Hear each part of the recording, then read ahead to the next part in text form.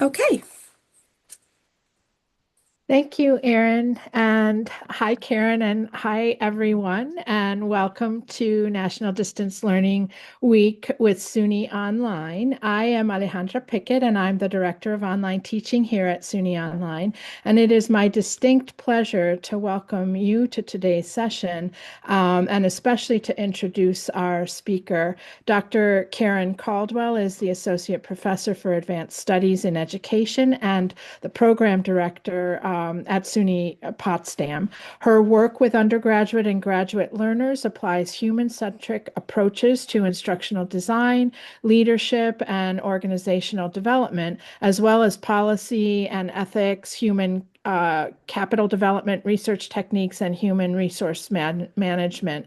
As a SUNY Online faculty fellow, academic coach, and the 2025 Oscar Award winner. Dr. Caldwell also supports faculty in their journey into digital and remote teaching. I'm so happy to welcome you, Karen, to today's presentation. Really looking forward to it. Thank you. Thanks so much, Alejandra and Erin. And hello, everybody. My name is Karen, and my focus today, as you see on the screen, is on sharing two examples of how I apply the science of learning in distance education. And so I plan today to first begin with the context and define the science of learning, and then I'll share a bit of my background as it relates to the science of learning and to distance learning. And most of the time, I'll be focused on providing those two examples, which are related to dual coding and the ICAP framework for learning. And I'll do so by sharing instructional and learning experiences in the undergrad context in a general education course that I teach, and also how I apply the example in graduate courses as well. And both courses, just to be clear, are fully online and fully asynchronous. So I will get started building the context and defining the science of learning. I would just like you to pause for a moment and think about how you would define it, even if you can just think of a term or a concept or what associations it evokes in you. And just take a moment to think about that. And probably in about 5 seconds, I will share with you three definitions.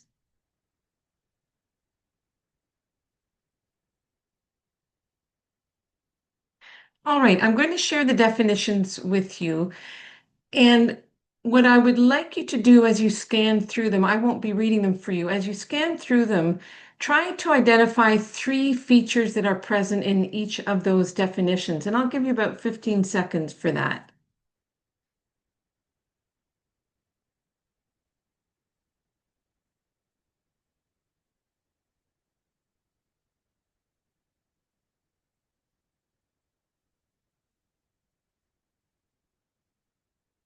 All right, and now I am going to talk you through the three connections or the three features that emerge for me over and over and that are demonstrated here. So the first connection is that science of learning is informed by science, not surprisingly, and there's an extensive history of over 100 years of robust research. And what I like is that the majority of the research I'm able to consume now has practical implications. It's applied research and experimental research. A second feature is that it's interdisciplinary, and you see some of the areas that are represented in these different disciplines, so developmental psychology as well as cognitive science and neuroscience. So it's really a wonderful smashing of the silos that we often face in higher ed and beyond. That's another element of the science of learning that really speaks to me is this interdisciplinarity. The third and final feature I want to point out is that it is about learning. I've explored a lot of instructional models and theories of instruction, and it doesn't deny or ignore instruction, but it really focuses on the processes of learning uh, and recognizing the complexity with a focus on improving learning. Obviously, that's what we're all here for. So what I would like to do is to practice the science of learning with retrieval practice. And what I've started doing, by the way, is when I set up my slide deck, is I always input a picture of my retriever, my Labrador retriever, Willie. Welcome, Willie. Just to remind me and the folks attending anything that I'm speaking on is it's important to pause and actively retrieve what we are learning. So I want you to be a retriever now. And what I'd like you to do is of those options that you see on the screen, see if you can recall the three features that I just highlighted. And I'm just going to give you 5 seconds if you want to jot down the letter or just identify them silently, but I'll give you 5 seconds now.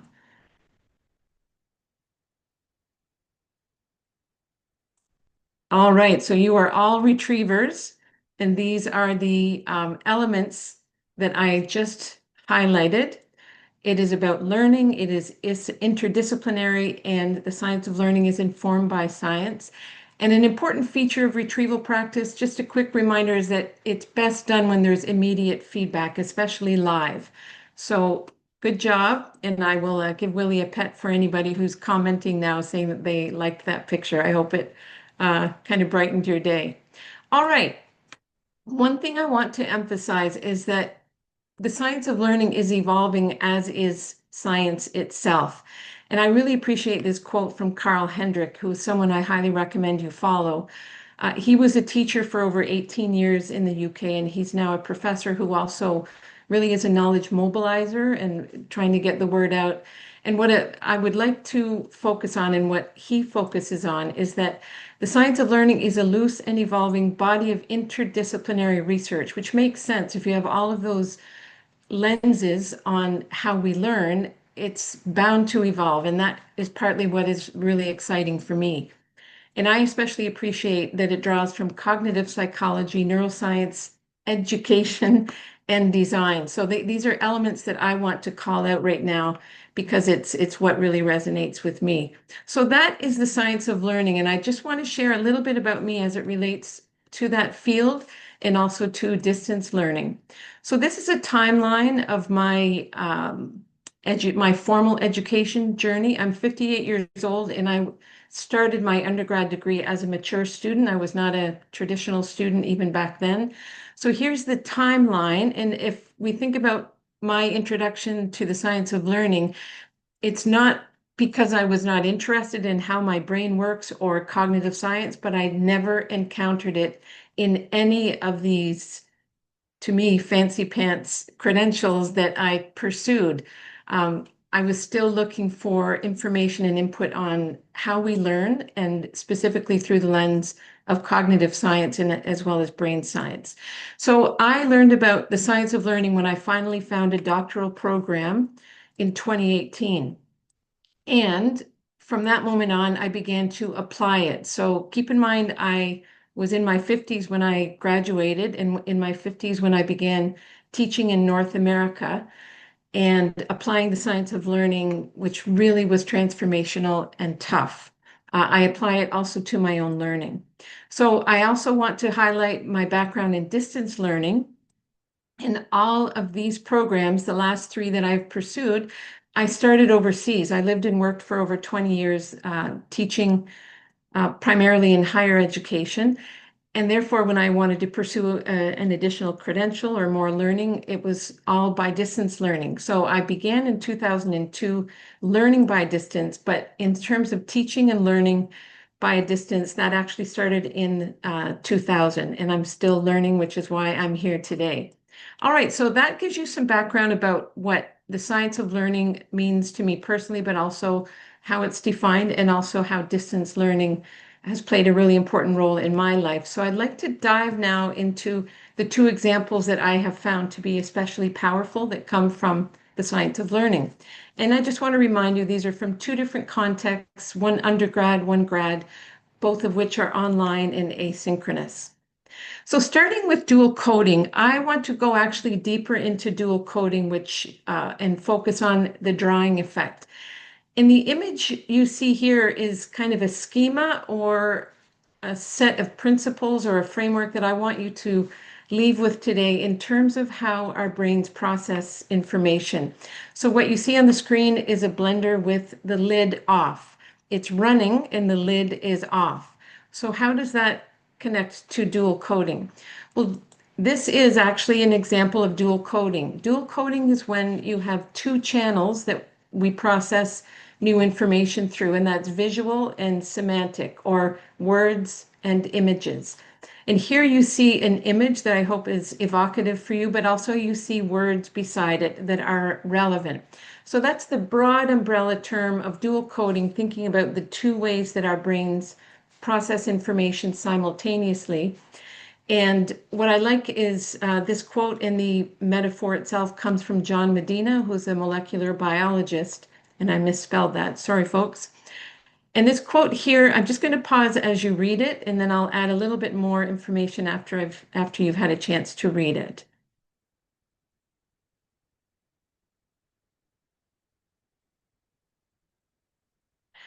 So what I love about this is Medina helps us to think about how learning is messy, it is complex, and when we encode, it's really the more we can splatter new information across different areas of the brain, the greater chance we have of it sticking.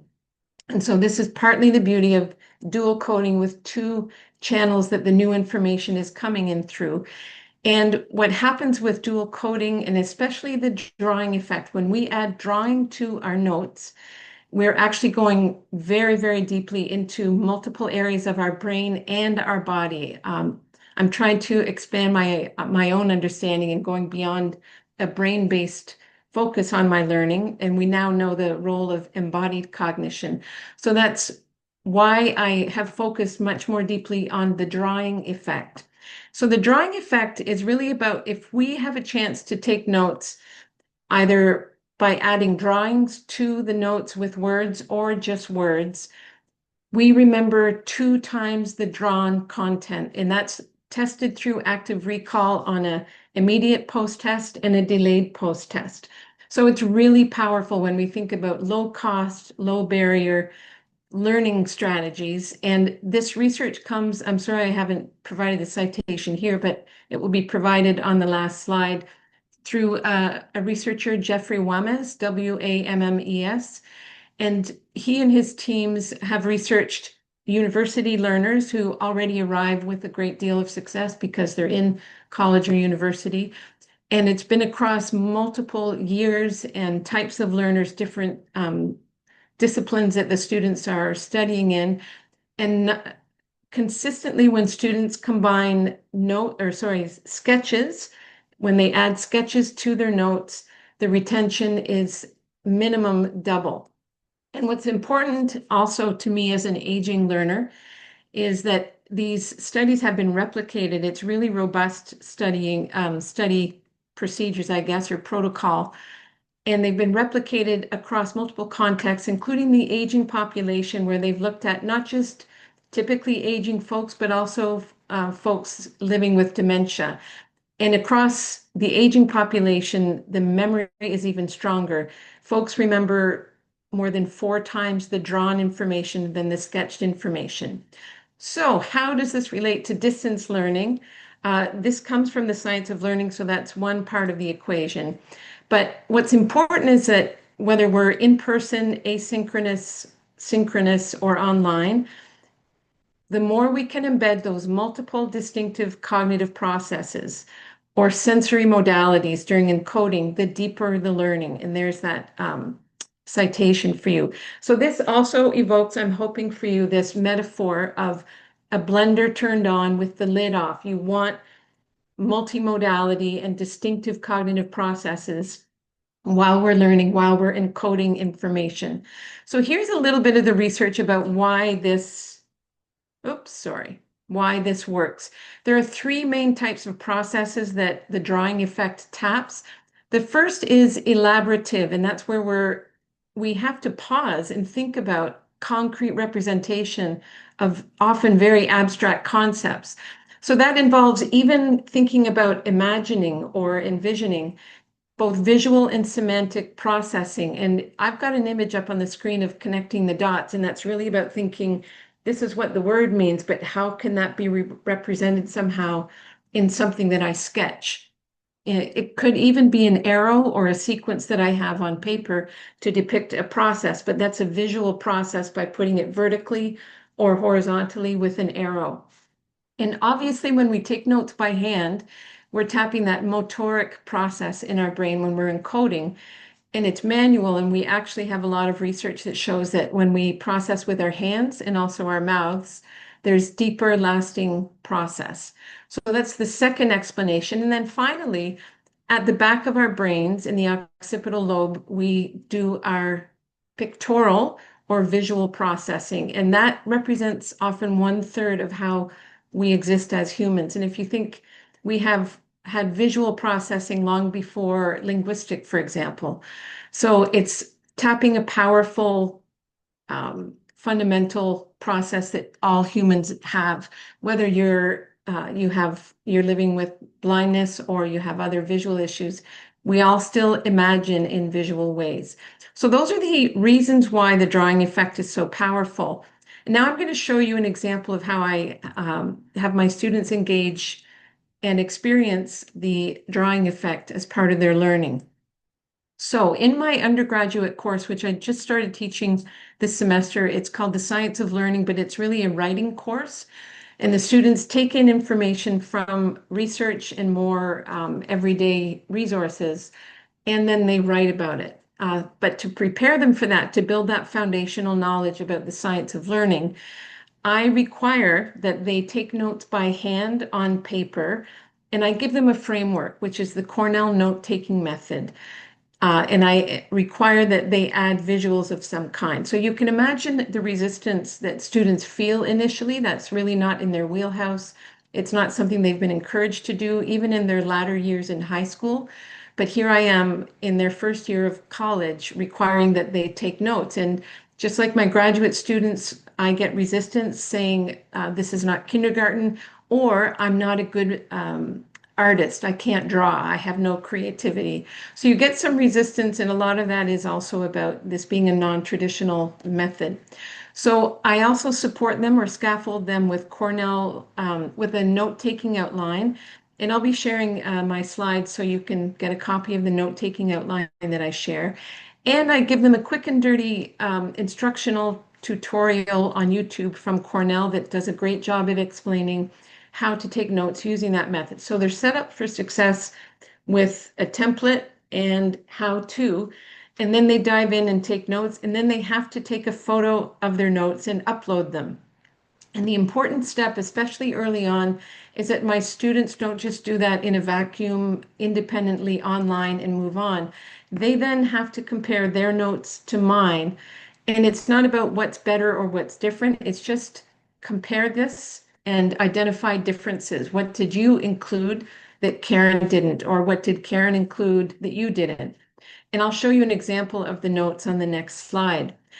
And of course, very importantly, I have students reflect on the experience, think about how difficult it was, make that normal, share that that's a normal thing, and it's actually reflected in the science of learning. There's something called desirable difficulty that they learn about a little bit later, but they're beginning to get the language that explains their resistance to it, why it's tougher, and also why it matters.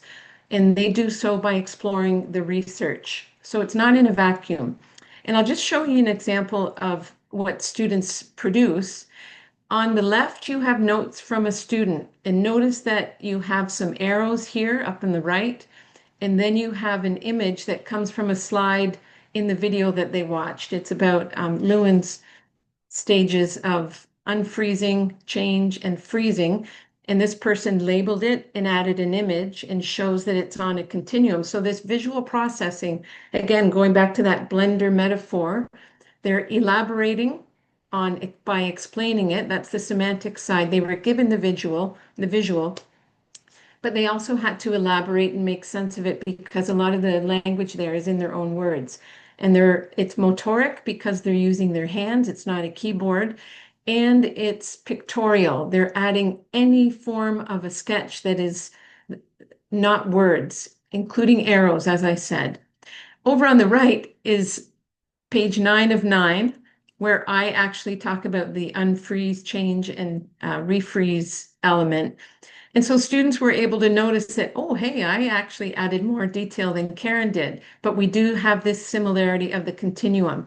So this added level of comparison helps students to see what's expected, what Cornell notes might look like, how arrows might be used in the process of sketching. And then they get to reflect on it and share, that was hard. I didn't really like that. And that's fine. I don't require that they enjoy it. I just require that they do it and think about it. And later, when they learn the research behind it, to understand why it matters and why they're doing it.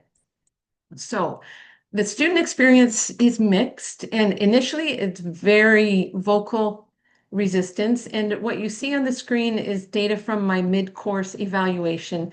And it's a simple evaluation that's required, and students tell me what they'd like to start doing, stop doing, and continue doing. So start, stop, continue. So here's under the stop category, a student says, I want to stop the note taking every week. I think it may be okay if students take notes as they please, just to direct their own success. So give students the choice. On the other hand, we did have some positive data. I would like to continue taking and sharing our notes. I enjoy using Cornell for articles and videos related to our topics. So notice that that student includes the notion of sharing, and that's one of the beautiful aspects of distance learning is that even though it's asynchronous, students can look at one another's work and really take the time to compare, first by comparing to mine, and then as the course progresses, I don't share my notes. They begin comparing to one another's, and they notice gaps in their own notes and begin to make changes to their own notes. So that's one example of from the science of learning. The umbrella term, as I said, is dual coding, and the subcategory, I guess, is the drawing effect. And you'll have the some of the research at the very end, but the research is just growing. It's really robust. All right, so if you decide to apply this, these are some tips that I want to share with you. The first is to be really intentional about scaffolding. It's such a new experience for students, and they resist on a number of levels. So provide a template and a tutorial so that your expectations are very clear. Make it low stakes, that the sharing is meant to acknowledge the complexity, the messiness of it, the importance that perfection is not expected. And students are really encouraged to describe their experiences and their process. And some describe spending 3 times the amount of time that other students did. So it's not only the emotional effect that students share, but they also say, this is how I did it. And then provide models, have something ready so that once they've done it, you can share what you have done, but also recognize the strengths that they demonstrate and where you might have missed content, for example.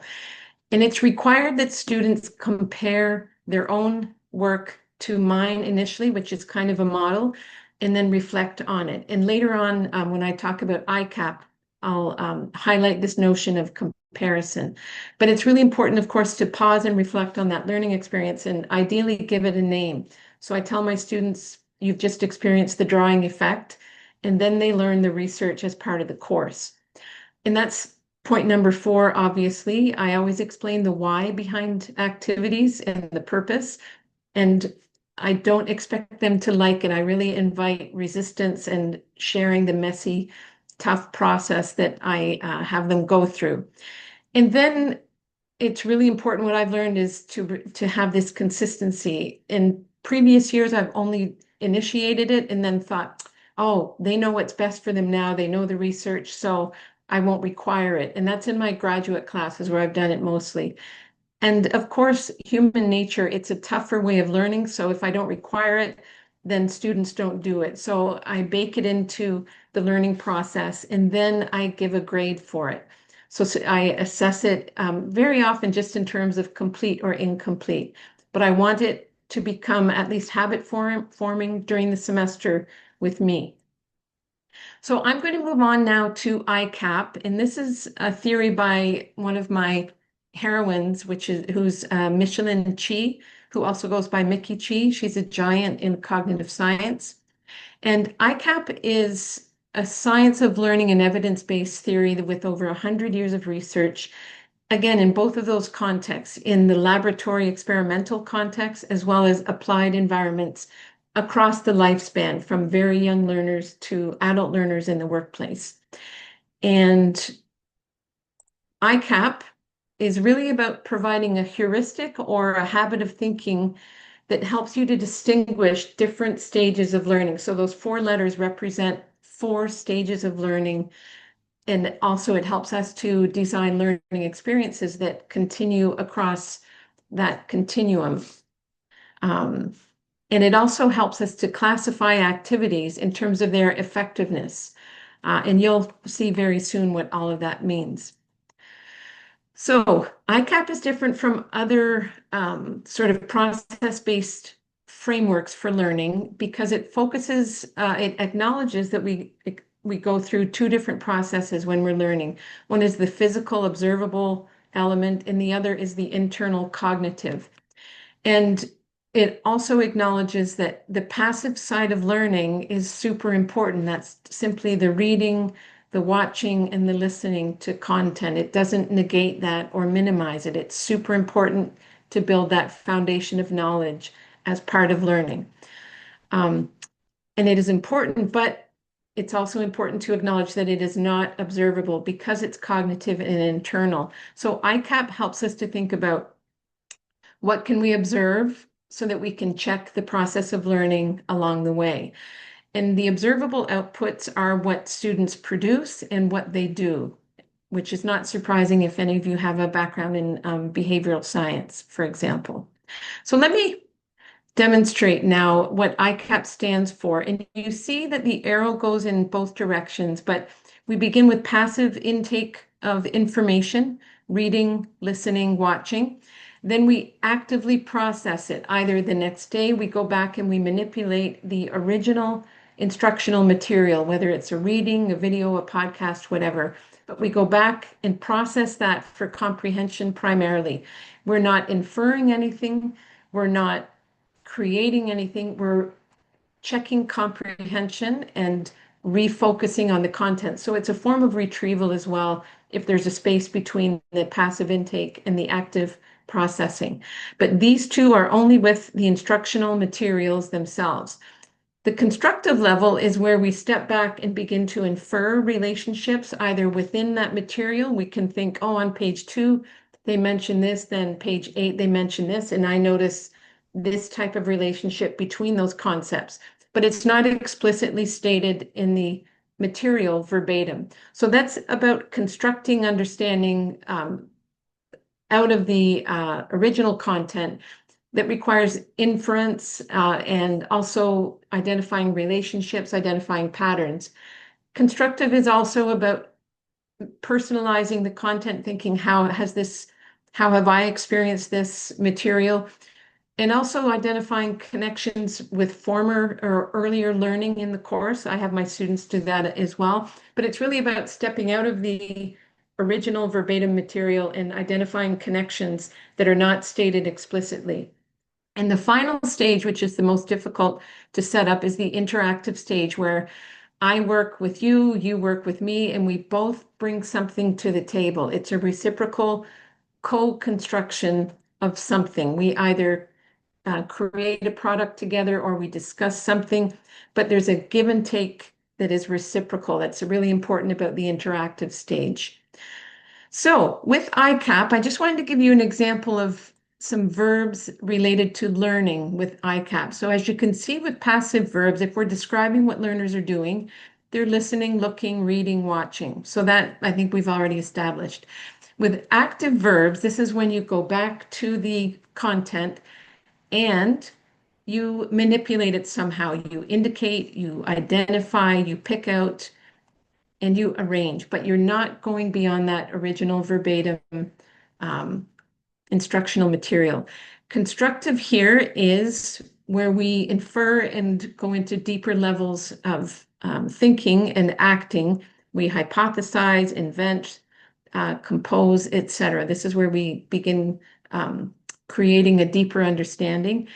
And then we work with others to engage about the content each of us, again, in this reciprocal relationship. It's not a pure novice and an expert working together where the expert is delivering information. It's some kind of reciprocal relationship.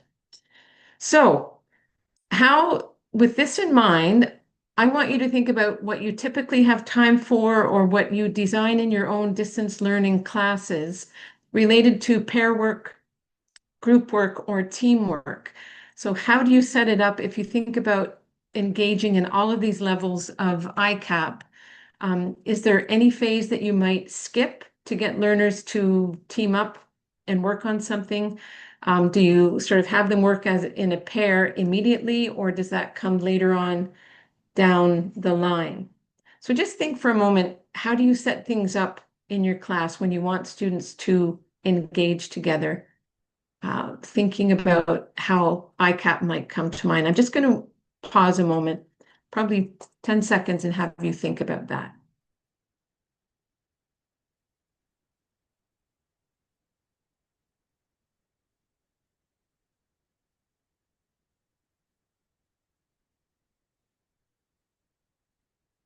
Okay, I hope that was a valuable exercise because what research shows and what students tell us over and over is that they often go immediately from taking in the content to having to interact with someone immediately.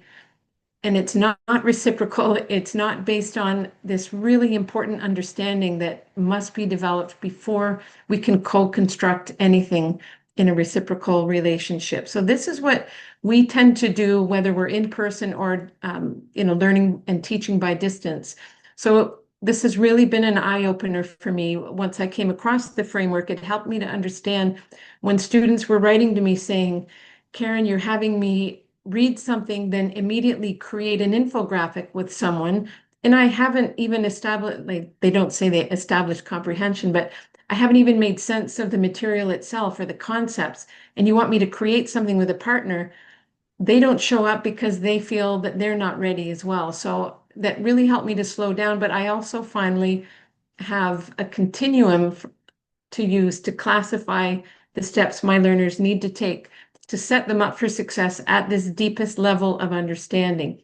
And to be clear, I don't think I mentioned this earlier, the interactive stage is where learning is deepest. It's where transfer happens, and it's where learners really can begin sustaining and deepening their understanding and expanding beyond the class.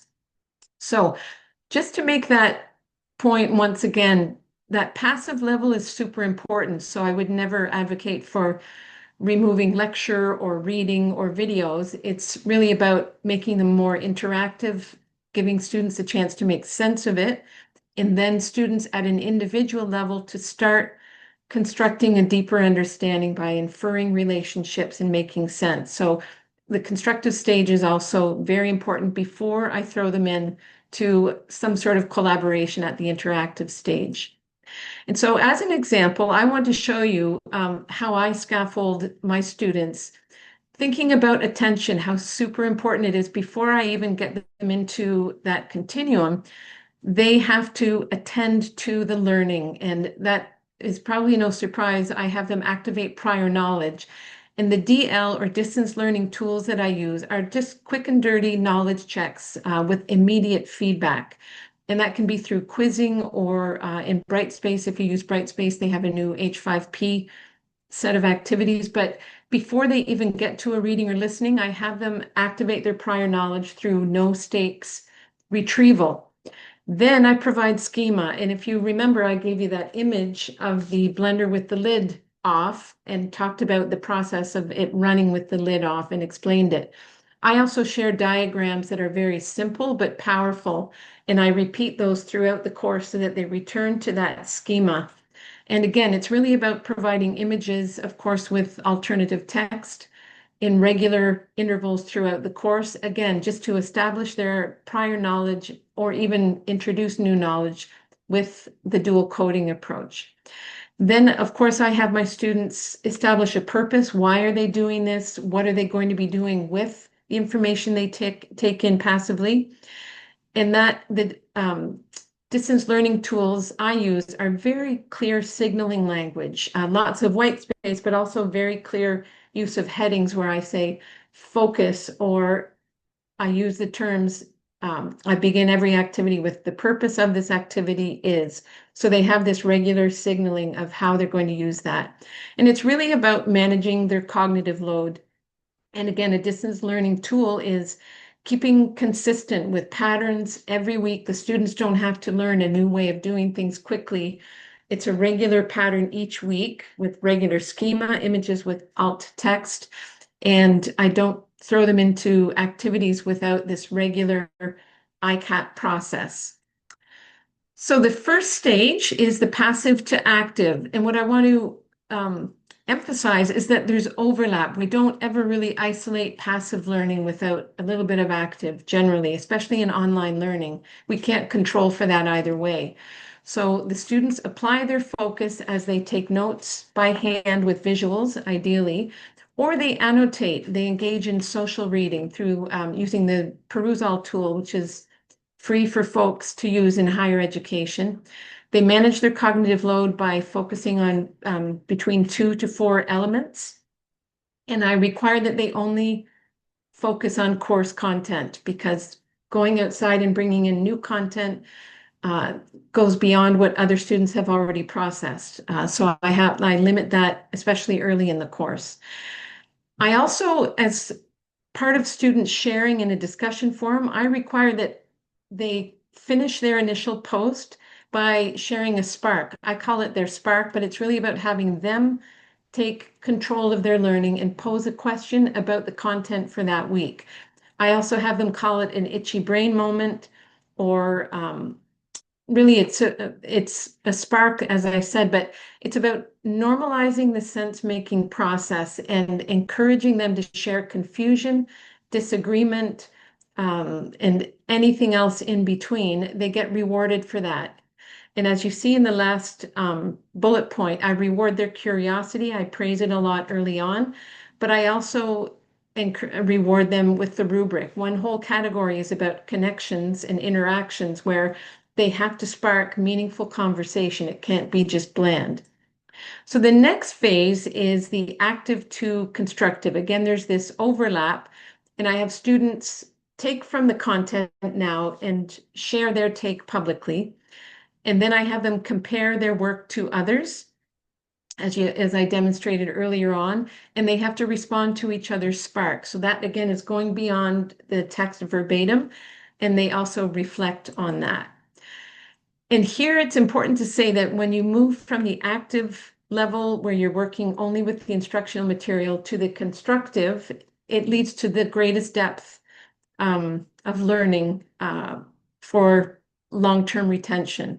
So this is something that Mickey Chi has found, that this is the biggest leap, but also the sort of the one that students are most conscious of. By the time they get to interactive, they're less conscious of the fact that they're building new knowledge, they're now applying it.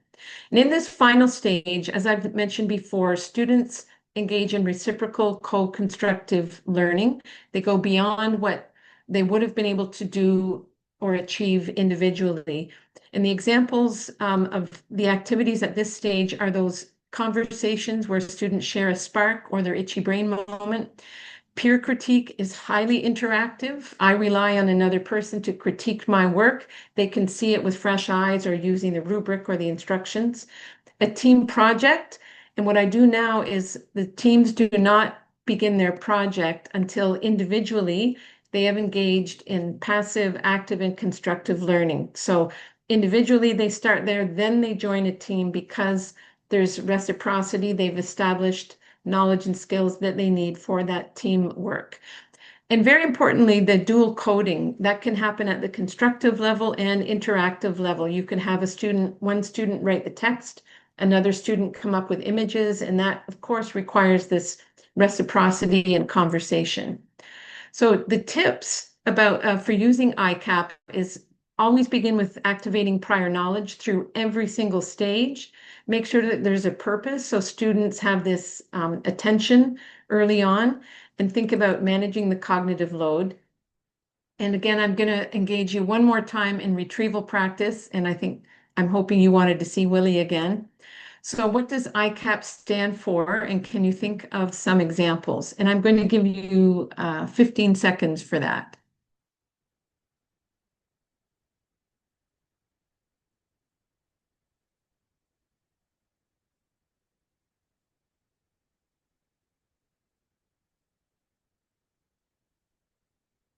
Okay, here you have a repeat of what ICAP stands for. And of course, it's backwards because the I is the highest level. I'm not going to go into great depth and read through this because I want to leave time for questions. But as I said, I'll share the slides with you as well. And there are the references. So with that, I am happy to answer questions and share additional examples. Thank you, Karen. So just administratively, if anyone would like to come and use the mic, just raise your hand and I'll bring you into the room. Otherwise, please feel free to share your thoughts and your questions in the chat.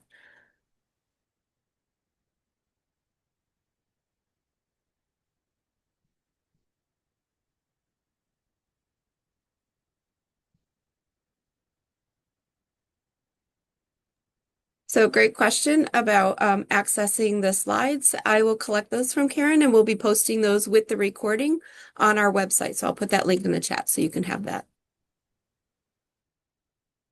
Karen, I absolutely loved this presentation. It was so fascinating and interesting, and you're really teaching your students how to learn through the process of the note taking. That was super interesting to me, and I can imagine the resistance, but also, when you persist in having them do it, having them come to conclusions about how it's helpful to them. I also love the framework, the ICAP framework, as a way to help, um, like I'm thinking about online faculty and faculty development, and as a way to help faculty and instructional designers understand how to design online learning activities. So we talk a lot about blooms when we're talking about the design of learning objectives, online learning objectives, and the various verbs and stuff, in order to move students from remembering all the way to, application and construction. But what I love about your framework here, this ICAP thing, is that is a nice bridge over to the design of learning activities, and the understanding that dumping people straight into interaction without having your constructive and active periods, it totally makes sense to me. It totally makes sense that it would be difficult to do that, and I think faculty struggle sometimes with understanding how to do this. So this provides like a very nice on-ramp into the interaction that allows students to kind of grapple with the content, to do that, to do those steps that you talked about before they are, forced to make an infographic or whatever you want them to do, right? I Mhm. just fascinating. I appreciate so much the thoughtful, way that you've talked about and described it. I hope others have questions, but I just was I liked your presentation very much. Thank you. Thanks, Alejandra. The key is also to experience it ourselves so we fully understand that discomfort, but also the power later on when we are able to recall information having gone through this. Because we are experts in our field, and many of us suffer from, I was just telling my husband about this, the butterfly effect. We're all butterflies, but we forget that we began as larvae. And that's where our students are. And we need to take them through the stages. And it's painful sometimes, but it also builds deeper learning. Well, when you're walking people through a process that's intentional, that's research based, there are things about it that when people are not used to things. a lot of things in my own online instruction that students don't want to do, that they don't like to do. They've never had to do it before. They don't understand why I want them to iterate. It's not one and done. And so you have to like teach them how to learn kind of, or at least in my class, how I want them to do things. So it's a very interesting process. I see Roberta has a question about how can you apply this strategy without the faculty having the notes?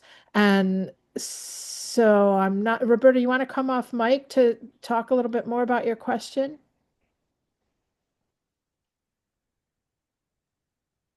So she's specifically referring to note taking. I'll invite her to panelist if she would like. And if we need to, oh, yep, here we go. There she is. Can you hear me? Yes. Oh, hi. Um, okay, yeah. In one slide, you were sharing in the process, students writes the notes and then they compare the notes with your notes. But I do not create notes for me. And so how can I implement? I think it's a great, I love that. And but if I do not write notes, students cannot compare with my notes. That was my question.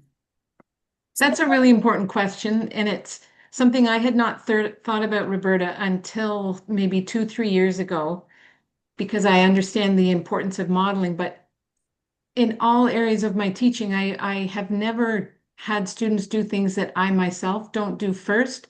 But note taking was not one of those things. I just thought, oh, I know note taking is important. I'll have them do it. But I was not doing it. So I now take notes. So I have this model, but it's also, if I think about ICAP, that set of notes serves so many purposes. I have a model for them to compare to get them to that interactive stage. And we can continue to go back to it, especially early on. They need that really deep scaffolding. Examples, worked examples are another instance of sharing models early on for our novice learners. We are experts, so we have to understand that they are novices who are trying something for the first time. They're managing the content, but also a new approach to learning. So do it yourself first, do it more than once, and then share that with your students. And I do that also. I have my students create infographics, but I also show them the many different steps that I take to get to an infographic, so they don't think, oh, she magically looked at this research and look at this love. That's what generative AI does, and it skips all those stages. I don't want them to do that. They get credit for every stage, and I can empathize a great deal and also plan my distance learning classes time-wise, because I know, oh, that took 30 minutes to watch a 5-minute video. I need to bake that into my planning. So if I don't do it, I think, oh, it'll just take 5 minutes. So it bears a lot of fruit when we do the learning first, so we can talk about it with our students. And yeah, that's my unfortunate answer, that you have to do it yourself, Roberta, if you're Yeah, going to use it. That's my lesson learned, and I have the scars to prove it. So perfect. Thank you very much. you're welcome.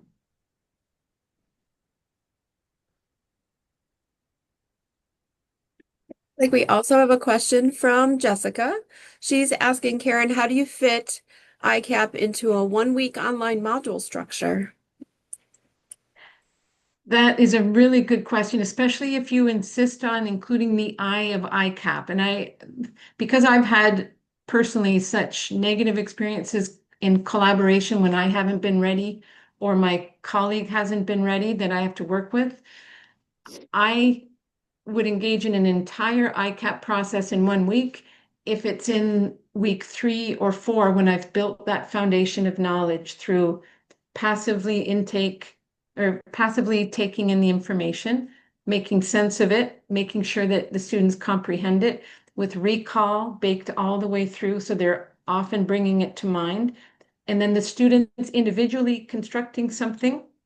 So let's say that happens in the first 4 weeks, and then I can have 1 week where I recall prior knowledge. I have them show their individually constructed understanding, and then they can work together. So they'll go through it in the 1 week, but not without that foundation of learning first.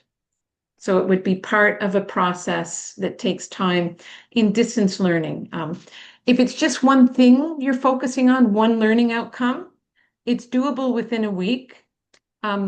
Just as long as you go through those stages properly and you offer models at the initial stage. That's how I would do it. And I'd be happy to work with anybody who is planning that and show you what I've done and include my instructions. I'm happy to share my instructions. I'm constantly revising them to make them clearer. So I don't promise that I'm sharing perfect process or products, but I'm happy to share either way.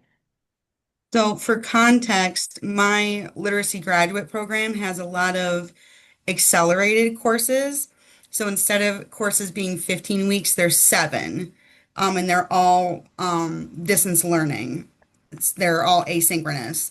So there are a lot of courses where I can see ICAP being useful, but our modules can't really be more than 1 week because we have so much content to fit into just 7 weeks.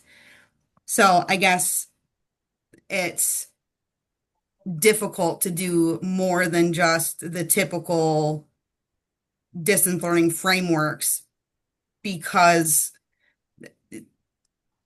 there's not a lot of time. But I can see what you're saying about starting with like building it over the course of the 7 weeks, building in depth with a topic instead of just doing it one every week. Mhm. What So I that would makes do, sense. Jessica, I've taught a 15-week course in a 5-week time frame. And I just chatted in 2 things that came to mind as you were explaining. So skeletal notes are super helpful. So if you have a set of notes, you remove certain content, and at least it's like guided note taking. So they're not note taking from scratch, and then you show them the final version. And also, that's one way to have to incorporate that motoric element, the pictorial element, and the some elaborative, because they're still making sense, especially if you have them predict how they're going to fill in certain blanks. So that engages them at a deeper level. And then provide lots of schema. If you're not familiar with schema, I can spend time with you one-on-one too. But I do so much more of that now rather than thinking, oh, my students should figure this out. They should know that this is linear. Well, no, they're novices. So why don't I show it in order on a screen? That's a visual schema that shows this happens first, this second, third, and then you can even remove content. So it's like skeletal again, where they have to guess, but then fill in the blank, but they have a schema. They have something to hang all of that information flood that we're giving them in that condensed week. So we're flooding them with content. What can they hang it on? So a quote I heard the other day, I can't take credit for it, was build the house before you select the furniture. So give them the house. Don't make them construct the house and figure out where the bedroom should be in relation to the kitchen. Give them that, and then as they take in new information, they can be like, oh, this would go in the bathroom. Oh, let me check with Jessica. Oh, yeah, I was right. So that's what schema does. We're giving them the mental model for them to hang that new information in, especially when it's condensed. And especially if you have them print it out and do something with their hand, they might resist that, but we know that it leads to deeper learning. But those 2 elements, schema and consistently every week, start with the same house and then skeletal, make it like remove more scaffolding by the end of the course so they're creating more, but still keep that butterfly metaphor as well. Like you're the butterfly, they are the larvae. And so tell them where they're going, show them a picture of the butterfly so they know, what that is going to look like.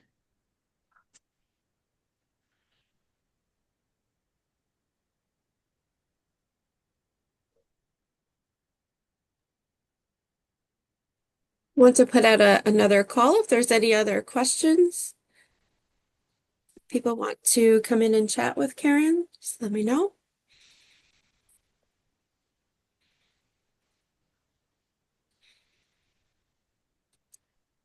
Okay, Alex, I'm going to put up our closing slide and have you wrap us up.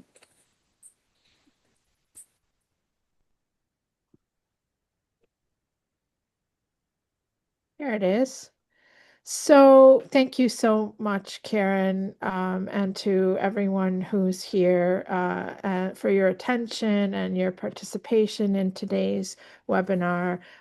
We really appreciate your contributions, Aaron, to National Distance Learning, Karen, to National Distance Learning Week, and your topic, which was, fascinating. Really enjoyed the talk. On the slide here, there's a quick preview of tomorrow's sessions, and more details can be found on our National Distance Learning Week website. And I think, as Aaron mentioned, the recordings are going to be posted on that website. And also, National Distance Learning Week is sponsored by USDLA, who also hosts additional events this week. So if you want, check those out as well on their events website. And we hope to see you this week at another session. There are some amazing sessions coming up this week: accessibility, AI, the use of videos, just to name a few. So if you're interested, check out the program. It's really, really awesome. And again, thank you to Dr. Caldwell so much for your contribution and your participation, your presentation today. Always really, really nice to learn with you. Thanks so much for all your hard work as well, you and Aaron. I don't know what we would do without you. So thanks, folks. Thanks, everyone.